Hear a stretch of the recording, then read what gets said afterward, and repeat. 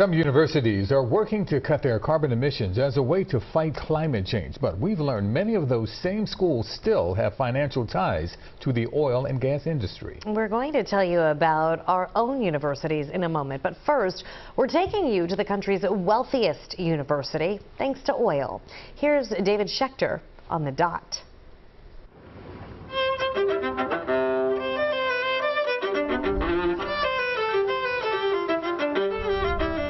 Many college students are worried about climate change, and they want their universities to be part of the solution.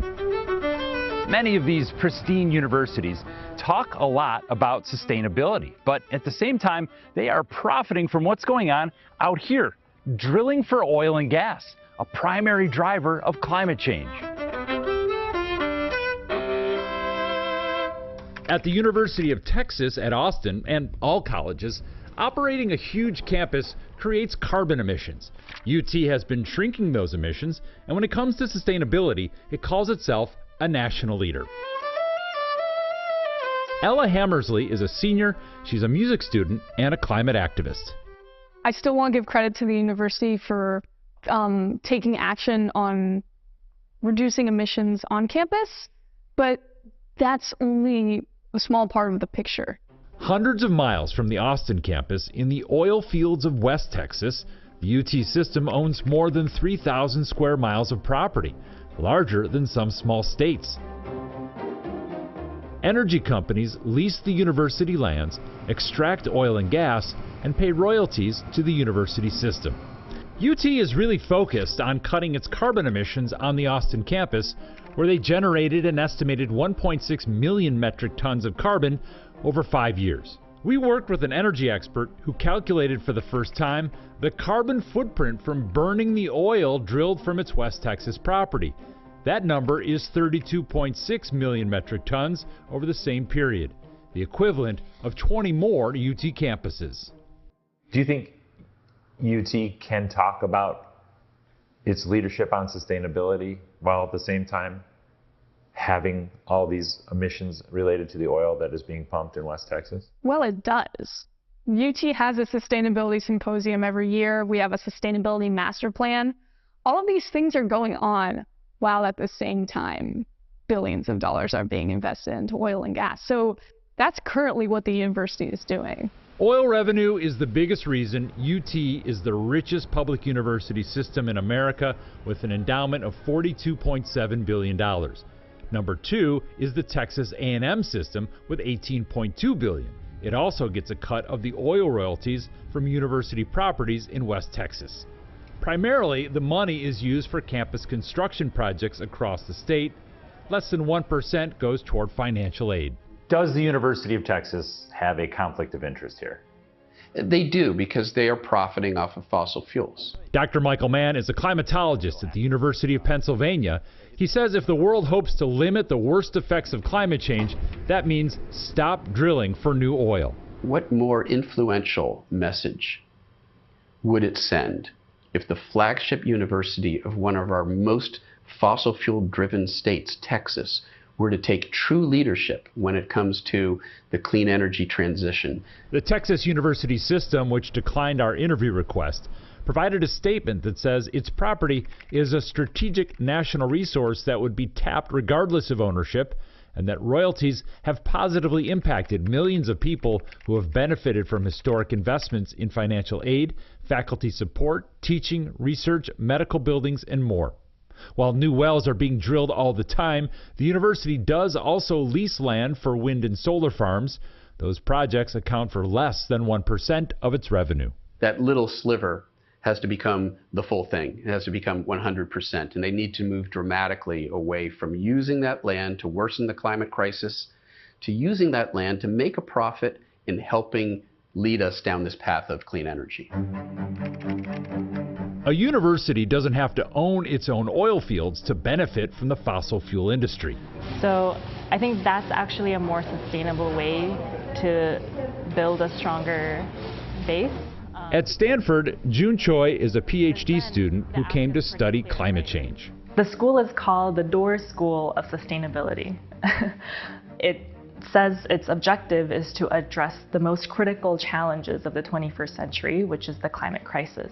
But then to go ahead and say that we're going to do this work by accepting funding and collaborating with fossil fuel industry partners is a total contradiction. Fossil fuels out the door! Big oil no more! In response, Choi and other students and faculty protested last year's ribbon-cutting celebration at Stanford's $1.7 billion climate school. We were kind of crashing the party, really, and there was just so much energy. So it created a lot of excitement. Stanford, between 2010 and 2020, accepted $56.6 million in donations from oil and gas companies. That's according to research by the progressive think tank Data for Progress. That puts Stanford in the top 10 of universities accepting fossil fuel donations. How does the taking of funds at Stanford help the oil companies? You're purchasing the name Stanford University, and that is worth a lot to a fossil fuel industry that's trying to purchase credibility. Hey, look, we're trying to solve the problem, and we're working with the greatest universities around to do so. What the protesters want is a university ban on those donations. Last year, Princeton became the first and only university to take that step. It created a list of 90 fossil fuel companies it will not accept donations from. In a process called dissociation, Princeton targeted companies involved what Princeton says are the most polluting segments of the industry and had a history of spreading corporate disinformation about climate change. The biggest name on the list is Exxon, which says it had donated $12 million to Princeton. In a statement, Exxon writes, "Close collaboration between industry and academia is essential to finding practical solutions to climate change."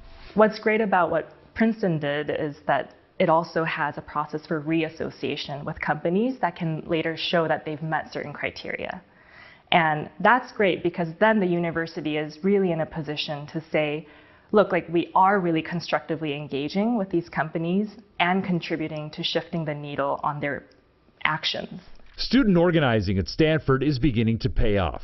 The university, which declined our request for an interview, recently formed a committee to review fossil fuel funding of research. It's a very positive sign because that is exactly the beginning of a transparent process that we've been asking for. And there are other ways that universities can change. So we're going to put it in the tank. Rutgers, the largest state university system in New Jersey, has a long history of studying climate change using a fleet of underwater gliders. One of you, if you guys want to help me secure it, make sure the wings. Here I am lifting like I'm actually helping. I'm just holding on to it. I got it. President Jonathan Holloway and I are learning how scientists calibrate those gliders for ocean voyages. Is that just floating right now? Yep. Rutgers, like most large universities, invests money in the stock market. After years of pressure from students and faculty, Rutgers announced in 2021 that it would permanently sell off all of its fossil fuel investments. I think you're seeing increasingly universities becoming uncomfortable trying to pursue revenue streams in these industries that they know are punishing the earth. Of the 10 largest endowments in America, 6 universities have fully exited their investments: Harvard, Yale, Stanford, Princeton, MIT, and Michigan. 1 has partially exited, Penn, and 3 maintain their fossil fuel investments: Notre Dame, Texas, and Texas A&M. So it's a lot of work, right? Yeah. Why is it worth the effort that it takes to organize this whole university around this one initiative? It's a lot of work. The reason it's worth it, we only got one planet. And if we don't do this work for the future that we're not going to see, the one thing we know is the future will be worse. We know that. So if we know that, don't we have an obligation to do something about it? I think we do. So do students of today, like Ella and June, who will inherit the planet tomorrow. I'm David Schechter, on the dot. Penn State told us that since 2019, it has not made any additional investments in fossil fuel companies.